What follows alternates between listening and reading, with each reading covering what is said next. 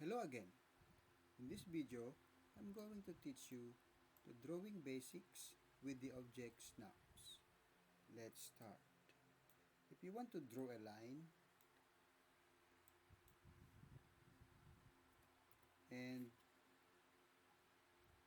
you click back the line that you have drawn, you can see that there are three possible to snap with.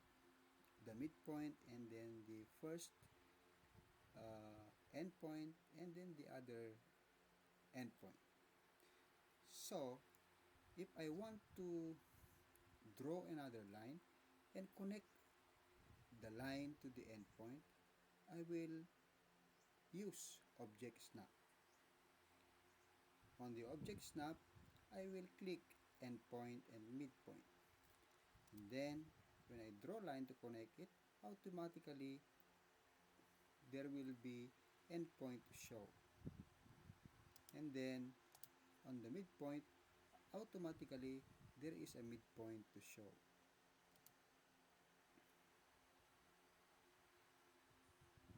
Also with rectangle. In rectangle, when you click back the rectangle, there are again midpoints, endpoints. And also, we can see it that there is center of this rectangle. So, on the object snap setting, we again click geometric center for the center of rectangle. So when I draw another line, I can easily see that geometric center is shown.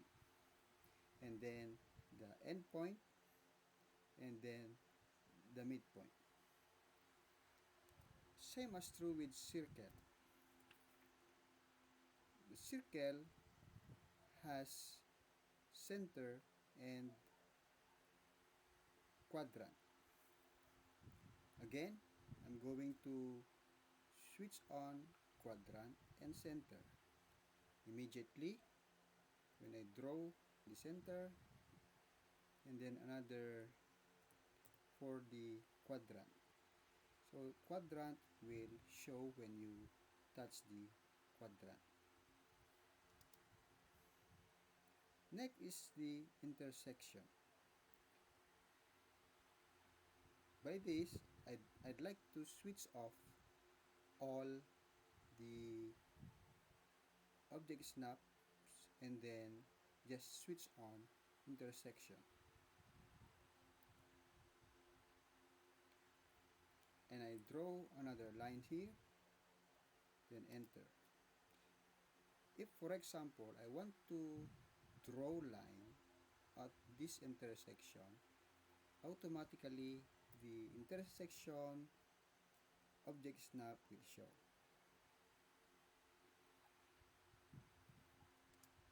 How about perpendicular?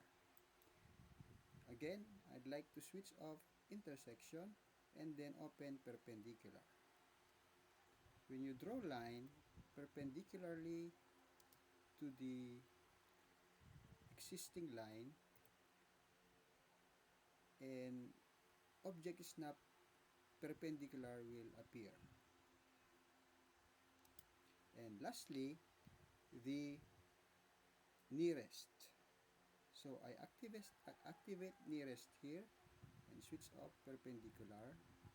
Then I'm going to type another line here, and then when I touch the line, it will show nearest. So that's how we use the object snap. Perhaps when you draw, you forgot to switch on the object snap and you are at the midst of your drawing, you can have a remedy.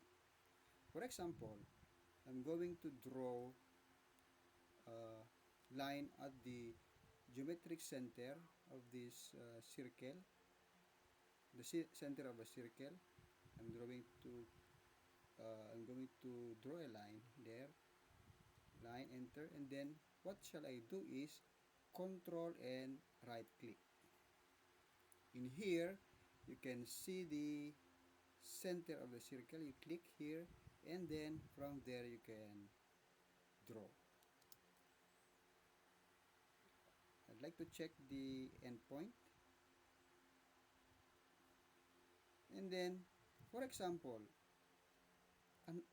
there is a line here, and I want to draw line at the midpoint, but forgot to switch off, switch on the midpoint. What shall I do is to line, enter, control and right click, and then click midpoint. Automatically, it will lead me at the midpoint. So that's how drawing basics with the object snap in AutoCAD explained. Thank you very much for watching. See you again in the next video.